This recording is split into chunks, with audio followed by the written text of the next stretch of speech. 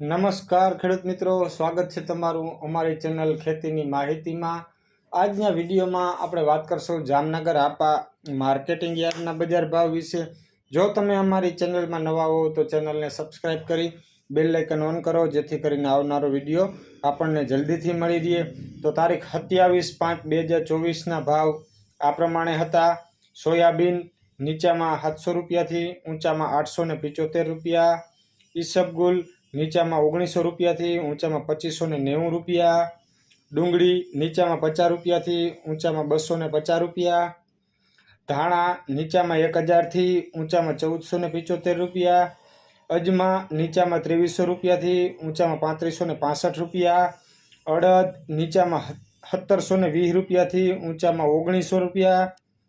મગ નીચામાં 1100 રૂપિયાથી ઊંચામાં 1790 રૂપિયા, ઘઉં નીચામાં 395 રૂપિયાથી ઊંચામાં 509 રૂપિયા, બાજરી નીચામાં 390 રૂપિયાથી ઊંચામાં 540 રૂપિયા, જુવાર નીચામાં 500 રૂપિયાથી ઊંચામાં 850 રૂપિયા, જીરું નીચામાં 3600 રૂપિયાથી ઊંચામાં 5670 રૂપિયા,